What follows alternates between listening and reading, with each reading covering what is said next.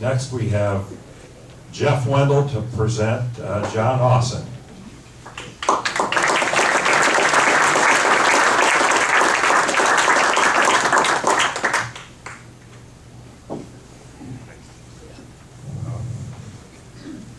Okay, hopefully you can hear me and I won't get to screaming in this thing. Those of you that know me know I don't talk much. So I'll try to get through this. Well, laughter? I don't understand. John Ausen started his career on the golf course at Rockford Country Club up in northern Iowa in 1964.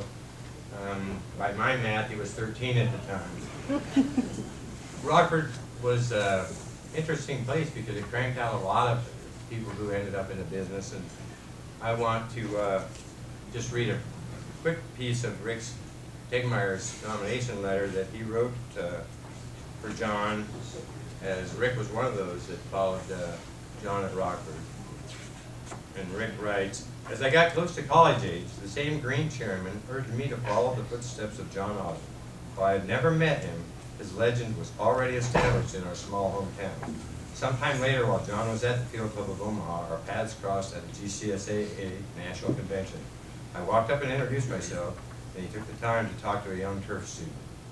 He was not standoffish, but very helpful. He truly made me feel comfortable and encouraged me to get more involved in the turfgrass management business. The rest is history for both of us." I think that's pretty neat. The little town produced two pretty great superintendents. John went on to graduate from Rockford High in 1969, and then from Iowa State in 1973 in landscape architecture. While he was at Iowa State, he did do an internship out in Akron at the famed Firestone Country Club.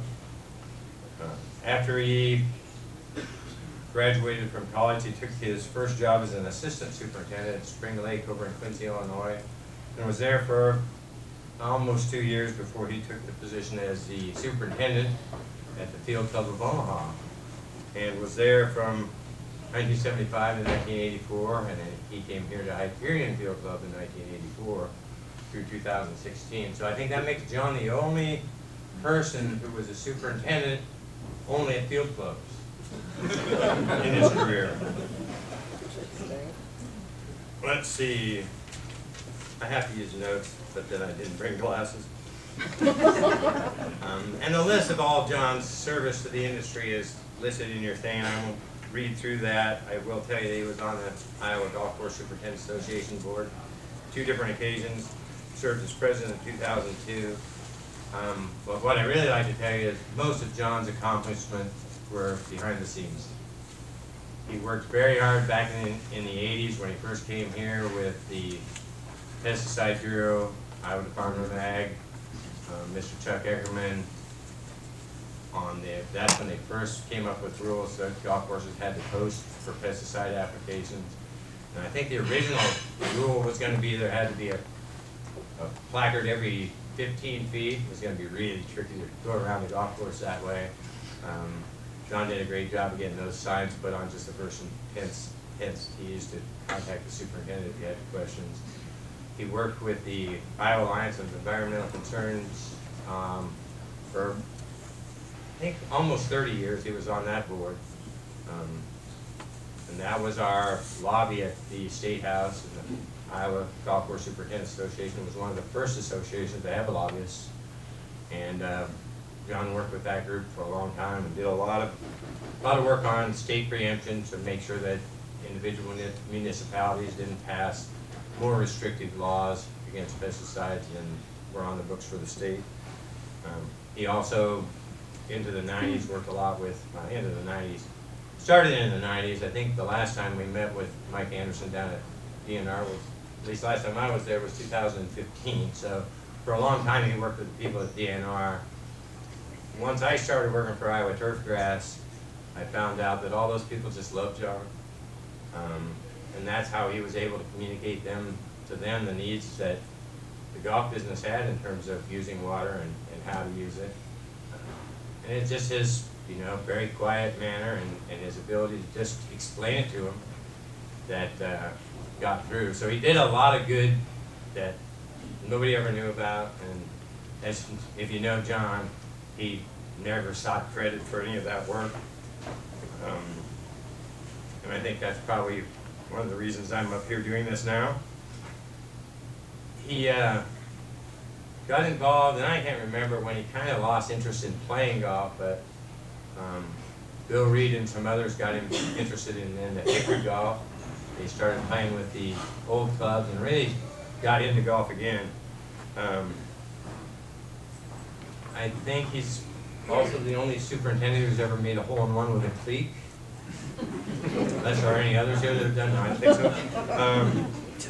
My favorite story from playing golf with John when he was using the hickories was in an event where we were partners. And the opponents we had came up and they looked and they said, "John, are you going to play with those old clubs?" And John, in his just most matter-of-fact, serious tone, said, "Yeah, but I'm saving up for a new set." So with that, I'm going to let John's daughters, Nicole and Danielle, come up and say a few words. I do have one more story to tell, though, when they're done.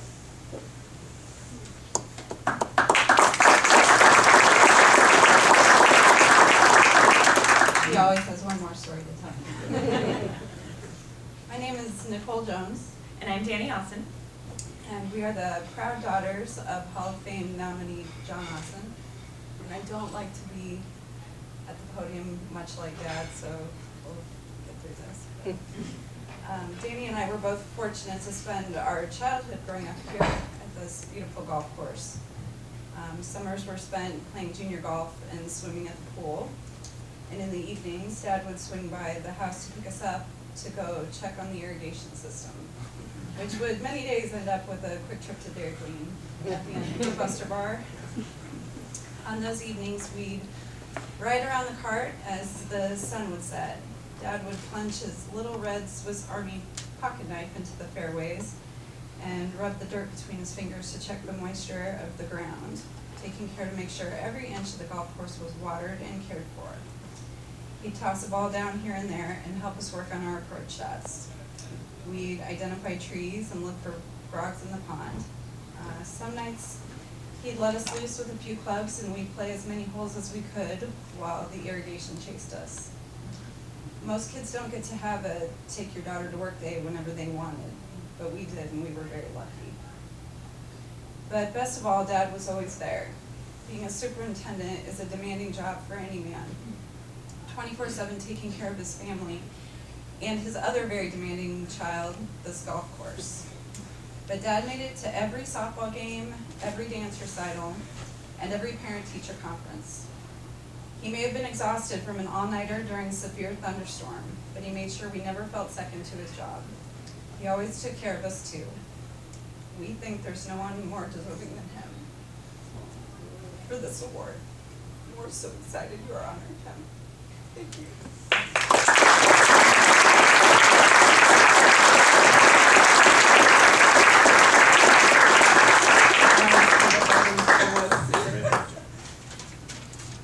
Okay, so this is a true story, so it's not a hilarious joke, and not terribly relevant to John's induction in the Hall of Fame, but it's long.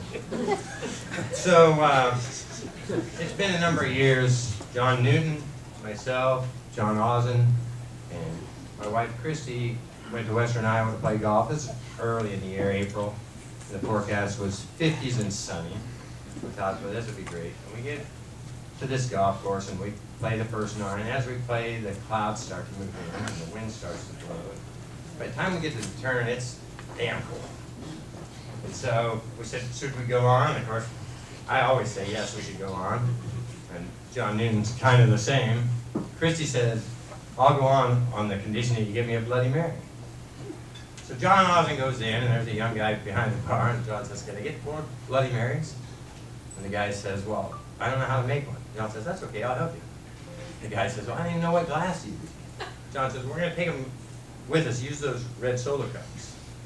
So the guy gets 4 16-ounce red Solo cups, puts them on the bar, says, what do I do? John says, put 3 ice cubes in the bottom of each one, and cover the ice cubes with that Bloody Mary mix. The kid says, now what? John says, now fill them up with vodka. And so he did, and John took the drinks and said, "What do I owe you?" And the kid says, "Well, I think most of the drinks are $3, so he's making 12 bucks." With that, I'm going to let John step up and...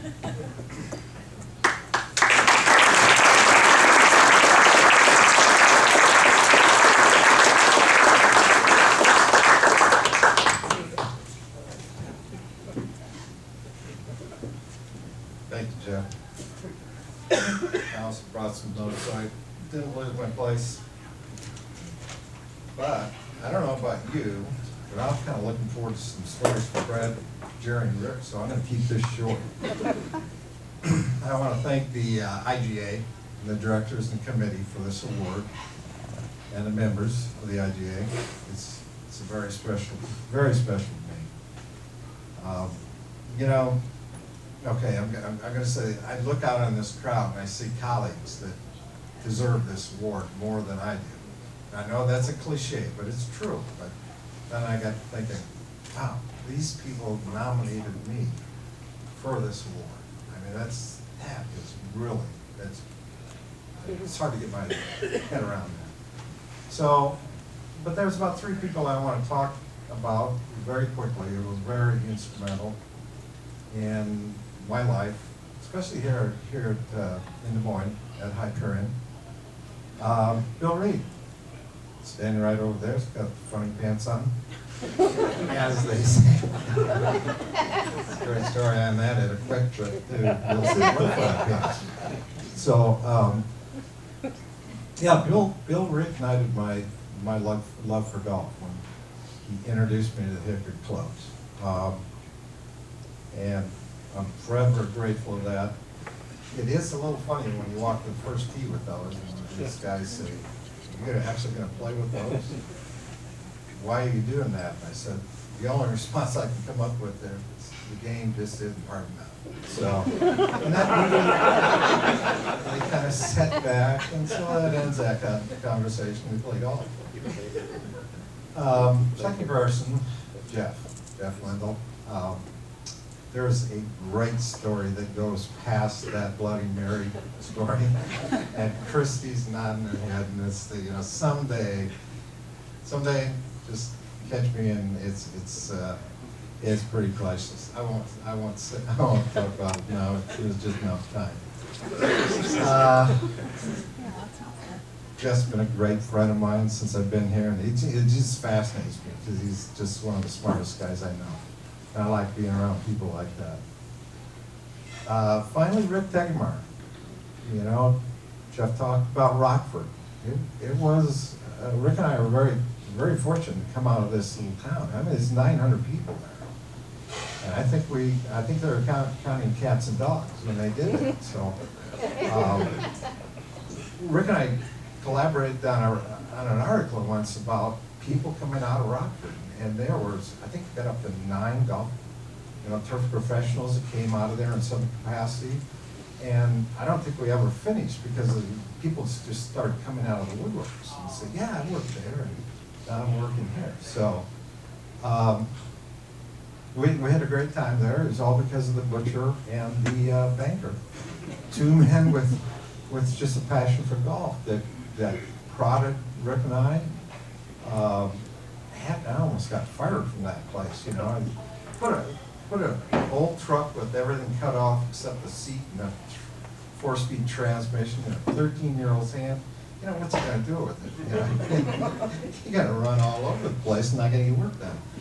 So, good life lesson, real quick there. I bet Rockford was a special place. Rick and I kind of went different directions on education and internships and assistantships, and we ended up here, 15 miles away.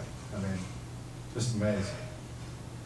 And as you know, Rick has a job to do this summer as he presents the course to this Hawaiian Cup in August.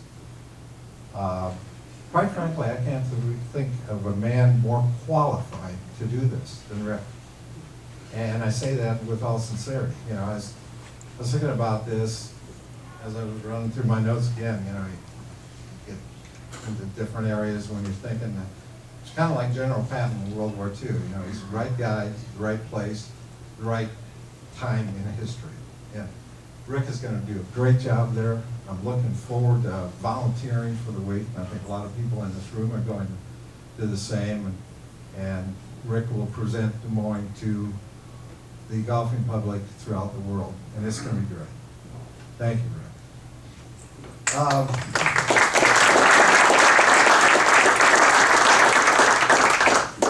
Yeah, I could go on about other people in this room, but I think I'll just say thanks to a few people, and you know, the staff so that I've had through the years. As I was trying to think what I was good at, I couldn't come up with anything except I have an uncanny ability to surround myself with really talented people. Just smart people, creative people. You know, I'd be out there kind of scratching my head and saying, this isn't quite right. And I'd leave and it'd be fixed, you know. So now that I'm kind of retired, I have to learn how to work. And it's not all it's cracked up to be. But that was always fun, being around many staff members that I remember and became very good friends with. I'd like to thank the Hyperion membership for putting up with me for 32 years. Yeah, they do need a little congratulations there. This is truly a special place, and I know enough of you played here. It's an incredible place to be, and just thank them for allowing me to be here, raising my family here. And finally, my family. You've met Danny, Danielle, but it's always Danny, and Nicole, but you haven't met Karen, my wife. Now, you know, all parts of the industry, superintendents, golf professionals, clubhouse professionals, we all know the golf widow type thing, with all the work and that type of thing. It takes a really special person to live with that. And she's lived with that for a lot of years. But you know, one thing, every November, about November 1st, somewhere plus or minus a few days, she'd grab me and look at me and say, okay, stop. You know, season's over, enjoy the rest of it, okay? You know, so that probably kept my sanity through the years. It happened every year. And I love you for it. So, thank you all for being here. Enjoy the rest of the evening.